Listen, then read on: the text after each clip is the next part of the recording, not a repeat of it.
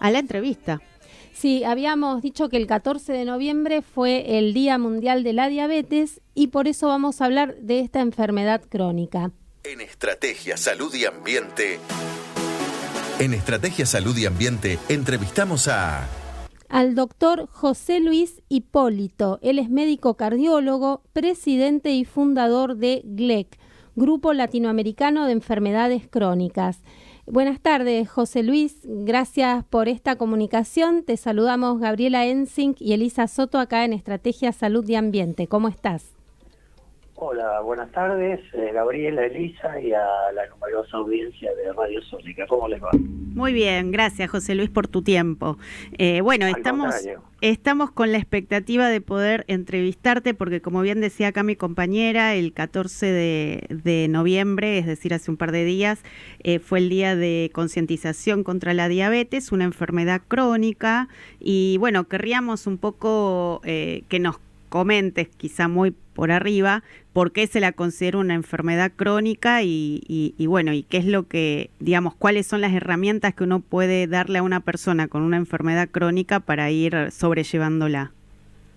Correcto. Bueno, en principio el concepto de enfermedad crónica es aquella que no se cura, sino que se controla. Y dentro de esto, la diabetes es una de las enfermedades crónicas más frecuentes. Uh-huh. Se estima que entre el 8 y el 10% de la población de Argentina es diabética. Y también tenemos que considerar que no es un dato menor, que por cada diabético diagnosticado uno tiene que, por los estudios epidemiológicos que se han hecho, suponer que hay por lo menos un diabético más que no está diagnosticado. La diabetes básicamente es una enfermedad que afecta al metabolismo de los hidratos de carbono. Los hidratos de carbono son básicamente, para decirlo muy sucintamente, los azúcares, las harinas que consumimos cotidianamente. Uno normalmente cuando las consume, en el tubo digestivo se van degradando hasta, digamos, hasta la molécula más pequeña, que suele ser por frecuencia la glucosa, se absorbe, pasa a la sangre, sube el nivel de glucosa en la sangre y ahí alguien le avisa al páncreas que la glucosa aumentó, el páncreas libera insulina y la insulina lo que hace es abrir la puerta de los tejidos para que la glucosa entre en los tejidos, con lo cual se produce un doble fenómeno. Primero, que los tejidos tienen glucosa para sus diferentes procesos metabólicos y por otro lado baja el nivel de glucosa en sangre, con lo cual también hay otro que le avisa a la insulina, bueno, ya está, la glucosa bajó a niveles normales, no necesitamos más insulina. Eso es muy sucintamente, uh-huh. Es decir, el metabolismo normal de los hidratos de carbono. ¿Qué pasa en la diabetes? En la diabetes hay dos grandes tipos de diabetes, también para simplificarlo. En realidad estrictamente hay más, pero hablemos de las dos más frecuentes, que son la diabetes tipo 1 y la diabetes tipo 2. Uh-huh. La diabetes tipo 1 es la menos frecuente, entre el 5 y el 10% del total de los pacientes diabéticos tienen diabetes tipo 1, suele aparecer en edades tempranas de la vida, en la infancia o la adolescencia temprana, y el problema es un problema de falta cantidad suficiente de insulina. Este es el problema de la diabetes tipo 1. La diabetes tipo 2, la variedad más frecuente, el problema es otro. El problema es que la apertura de esa puertita que hablamos en los tejidos para que entre la glucosa está dificultada. Entonces la insulina puede abrir la puerta, por ejemplo, por la mitad. Entonces menos glucosa entra en el músculo o en los tejidos. En realidad hablo del músculo porque es uno de los tejidos más importantes en cuanto a peso en el organismo, y esto hace que la glucosa siga elevada en sangre, siga produciéndose insulina, y todo esto genera una serie de trastornos. En algunos casos produce lo que se llama el síndrome metabólico prediabetes, y en otros casos directamente la diabetes tipo 2, que es por lo que se llama un aumento en la resistencia a la insulina. Doctor, entiendo que sí, la diabetes tipo 1 es la insulino dependiente, o sea, la que se tiene en la infancia y tiene algún componente genético, y la tipo 2 es la que uno puede adquirir a lo largo de la vida por malos hábitos, acompañados tal vez de un riesgo genético. ¿Cuáles son esos hábitos o esas cuestiones que deberíamos controlar para evitar caer en una diabetes? ¿Y cómo se relaciona esto con la enfermedad cardiovascular? Correcto. Bueno, ahí fuimos al punto, digamos. ¿Por qué es importante controlarlo? Precisamente porque la diabetes inadecuadamente controlada puede producir daños a nivel cardíaco, sobre todo a nivel coronario, infarto de miocardio, por ejemplo, insuficiencia cardíaca, puede producir accidente cerebrovascular, puede dañar también los riñones, puede dañar la retina y puede dañar también en general nervios periféricos, en donde hay trastornos en la sensibilidad y a veces en el control automático del funcionamiento de ciertas vísceras. ¿Qué cosas tenemos que tomar en consideración? Primero, una alimentación sana. ¿Alimentación sana qué significa? Una alimentación saludable, que tenga una buena cantidad de cereales, de frutas y verduras, una baja cantidad de azúcares, sea bajo la forma de harinas y mucho menos de azúcares, digamos, como el azúcar común que le ponemos para edulcorar el café o el té, y también el azúcar que viene en las bebidas endulzadas. ¿Por qué es importante la dieta? Primero porque en la medida que controlemos el aporte de hidratos de carbono, vamos a tener menor cantidad de glucosa en la sangre. En segundo lugar, la glucosa, cuando sobra, se acumula en el hígado como reserva de glucógeno, que es lo que uno usa cuando pasa largos periodos de ayuno. Si esas reservas de glucógeno se llenan, comienza a depositarse como grasa en el hígado. Y esto produce lo que se conoce últimamente, que va tomando más jerarquía, es el hígado graso, no alcohólico. Y por otro lado, aumenta la grasa, no la grasa periférica, sino la grasa de adentro del abdomen. La gordura manzana que le dicen. Claro, la barriga cervecera, o bueno, sí, varias acepciones. ¿Por qué es importante esto? Porque esa grasa que está entre las vísceras del abdomen tiene mucho más poder aterogénico, llamémosle decir, mucha más capacidad de desarrollar aterosclerosis en los grandes vasos, en las coronarias, en los vasos que van al cerebro, que el resto de la grasa. ¿Por qué? Porque su resistencia a la insulina es mayor. Entonces, cuando uno aporta calorías en exceso, las calorías se guardan bajo la forma de grasa, y esta grasa se deposita fundamentalmente en el abdomen, aumenta la circunferencia abdominal, y esto, más allá de un tema estético, es un tema de, digamos, no lo que se ve por afuera, sino lo que hay por dentro. En general se considera que una circunferencia abdominal de más de 94 centímetros en el varón o de 88 centímetros en la mujer es una circunferencia abdominal elevada, aumentada respecto del nuestro biotipo, del americano, digamos, del latinoamericano, porque esto cambia de acuerdo a las razas. Claro, es algo sistémico entonces, no es que es una sola cosa, porque tener diabetes puede afectar al corazón, al riñón, al hígado, la salud visual. Ahora, dos cosas. Primero, ¿cómo se detecta a tiempo? Si hay algún chequeo, estudio, análisis de sangre que me pueda alertar, o síntomas como tener sed excesivamente o el exceso de peso.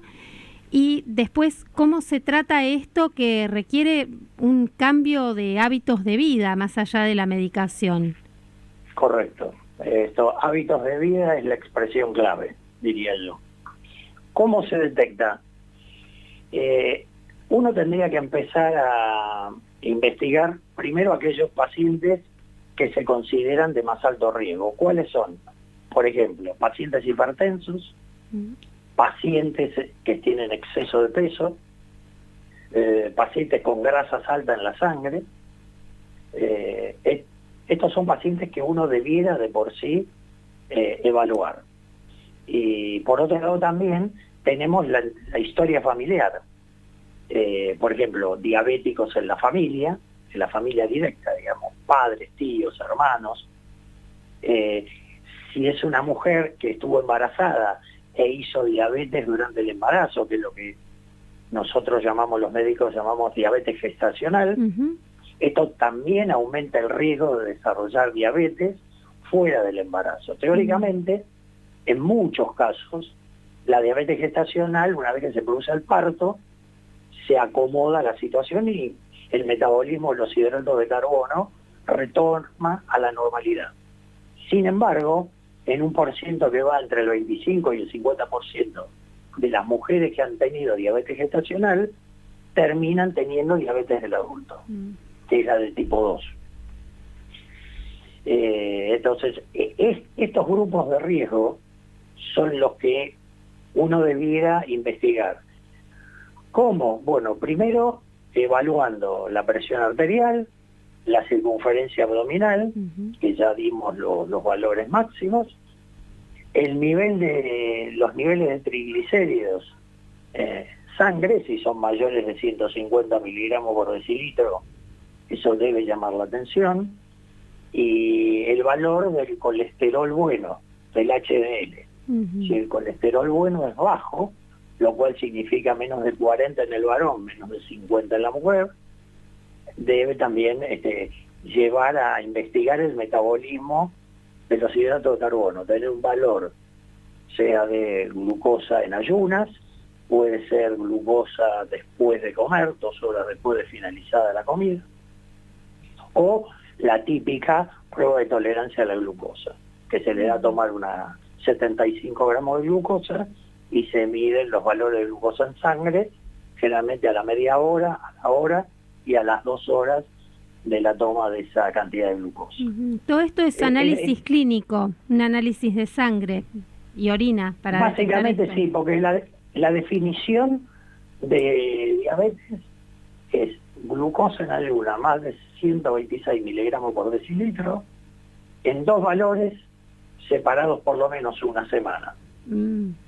Con eso uno, obviamente que cuando uno hace eso es porque tiene una sospecha, si no uno no hace 2 valores de glucosa porque quiere repetir análisis, sino porque hay toda una sospecha clínica detrás, o porque en un análisis casual, una primera consulta, uno pide un laboratorio general y se encuentra con una glucosa por arriba de 126, entonces uno la repite y si esos mismos valores se presentan en la segunda determinación, con por lo menos una semana de distancia, eso podría indicar que estamos frente a la presencia de un paciente con diabetes. Doctor, sí.